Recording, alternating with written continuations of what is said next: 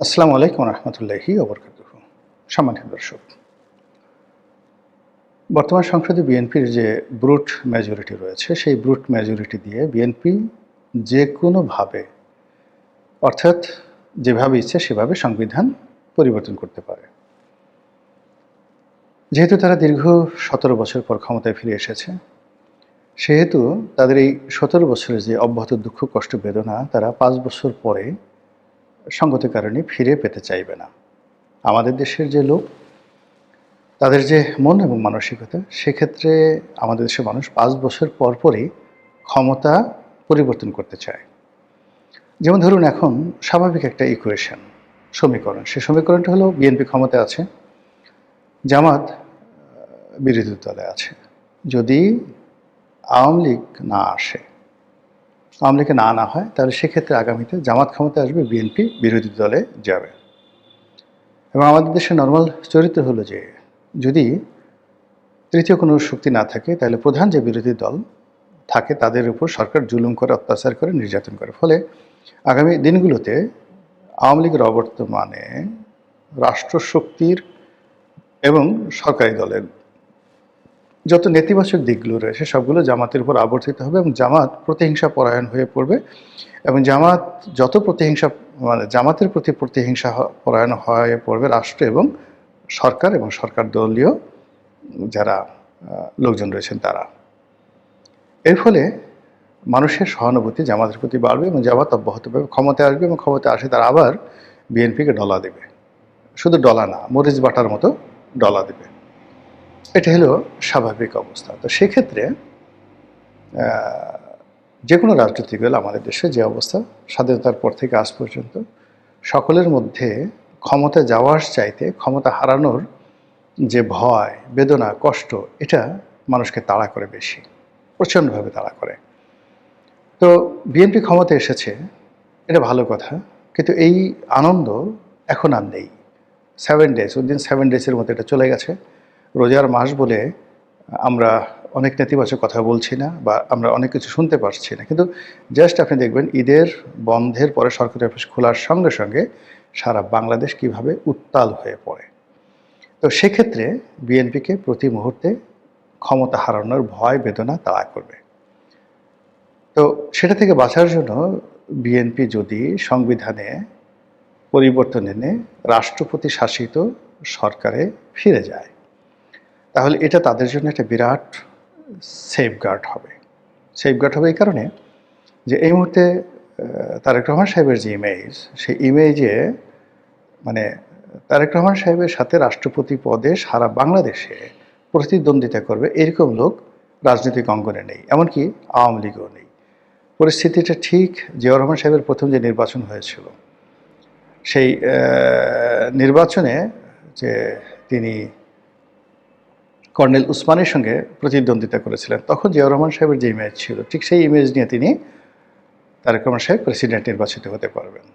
তাহলে প্রেসিডেন্সিয়াল ফর্মে তার যদি ক্ষমতা থাকে, অন্যদিকে পার্লামেন্টে তার যদি সংখ্যাগরিষ্ঠতা থাকে, তাহলে তার অবস্থা হবে এখন ঠিক আমেরিকার প্রেসিডেন্ট ডোনাল্ড ট্রাম্পের মতো। যদি ডোনাল্ড ট্রাম্পের সিনেট কমিটিতে হাইয়েস্ট রিপাবলিকান সদস্য থাকে এবং যাকে বলা হয় কংগ্রেসে তাদের যদি সংখ্যাগরিষ্ঠতা থাকে, তাহলে তিনি যতটা শক্তিশালী, ঠিক একই রকম শক্তিশালী অবস্থানে পৌঁছে যাবে বিএনপি বাংলাদেশে। কেন এই বিএনপি এই জিনিসটা চাইবে না? দ্বিতীয়ত, যে বিএনপি ঐতিহাসিকভাবে প্রেসিডেন্সিয়াল ফর্ম অফ গভর্নমেন্টের পক্ষে। রাষ্ট্রপতি জিয়াউর রহমান সাহেবের যে উত্থান, তার জনপ্রিয়তা একজন রাষ্ট্রপতি হিসেবে, এবং বেগম জিয়াও ঠিক রাষ্ট্রপতি শাসিত সরকারের প্রতি তিনি দুর্বল ছিলেন। এবং যেই সময়টিতে রাষ্ট্রপতি শাসিত সরকার থেকে গণতান্ত্রিক ফর্মুলায় পার্লামেন্টারি ফর্ম অফ গভর্নমেন্টে সরকার শিফট করেছিল, ঠিক সেই সময়টিতে যা হয়েছিল, আওয়ামী লীগ বুঝে গিয়েছিল যে ব্যক্তিগত জনপ্রিয়তা বেগম জিয়ার সঙ্গে পেরে উঠবেন না। ফলে পার্লামেন্টে হয়তো আওয়ামী লীগের সংখ্যাগরিষ্ঠতা থাকতে পারে, কিন্তু প্রেসিডেন্সিয়াল ফর্মে পার্লামেন্টের তেমন কোনো গুরুত্ব থাকে না। এখানে সব ক্ষমতা চলে যায় রাষ্ট্রপতির হাতে, আর বেগম জিয়া রাষ্ট্রপতি হবেন। সেখানে শেখ হাসিনা ব্যক্তিগত জনপ্রিয়তায় বেগম জিয়ার কাছাকাছি ছিলেন না ওই সময়টিতে। তো সেক্ষেত্রে আওয়ামী লীগ চাপ প্রয়োগ করে যে সংসদীয় গণতন্ত্রে ফিরতে হবে এবং রাজপথ এতটা উত্তপ্ত হয়ে পড়ে যে বিএনপির আসলে কোনো ওয়ে ছিল না। তো সেই অর্থে বিএনপির মন, মস্তিষ্ক, শরীরে সব জায়গাতে কেবলই মাত্র রাষ্ট্রপতি শাসিত সরকারের একটা যাকে বলা হয় ধ্যান ধারণা তাদের মধ্যে কাজ করছে। তৃতীয়ত যে পরিবেশ এবং পরিস্থিতি বর্তমানে আছে এবং আগামীতে যে পরিবেশ পরিস্থিতি তাদের আসবে, যেমন ধরুন এই মুহূর্তে শেখ হাসিনাকে যদি ধরেন, তিনি দেশের বাইরে আছেন। বাংলাদেশে তার আসা, রাষ্ট্রপতি পদে নির্বাচন করা, তারপর আবার রাজনীতিতে ফিরে আসা, এটা খুব সহজ একটা বিষয় নয়। বড়জোর এখানে আওয়ামী লীগের পুনর্বাসন, সেখানে জয় পুতুলের পুনর্বাসন, সেটাও বহু বছর সময় লাগবে। ফলে এই মুহূর্তে বিএনপির কাছে দৃশ্যমান যে শক্তি, সেই শক্তিটা হলো জামাত এবং এনসিপি।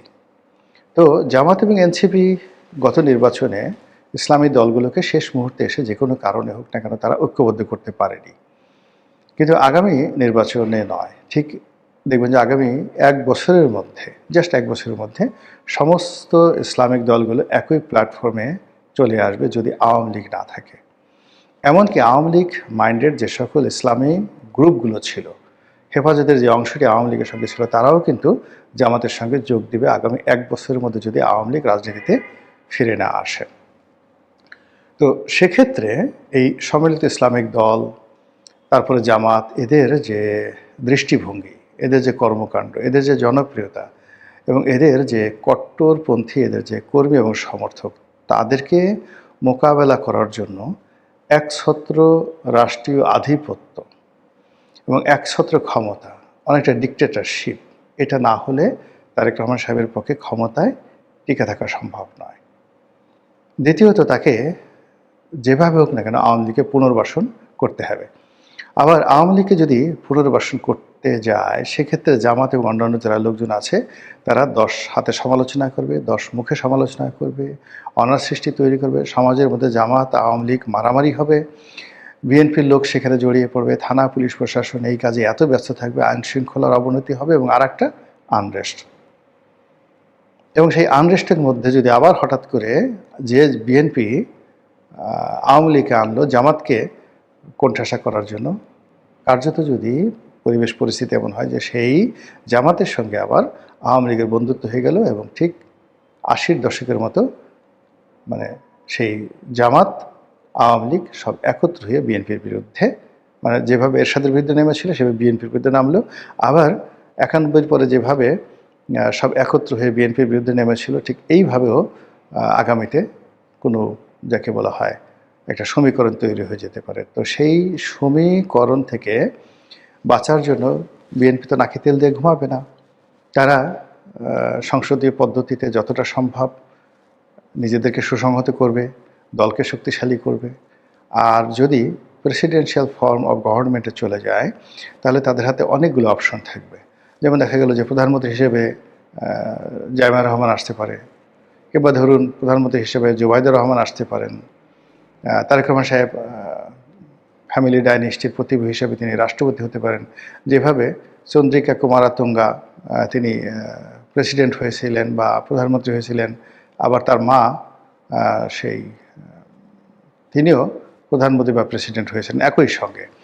এরকম অনেক কিছু হয় একটা সমাজে, একটা রাষ্ট্রে, একটা দেশে। আমাদের পাক ভারত উপমহাদেশের আসলে রাজনীতির যে কৃষ্টি এবং কালচার, এটা এভাবে চলে আসছে।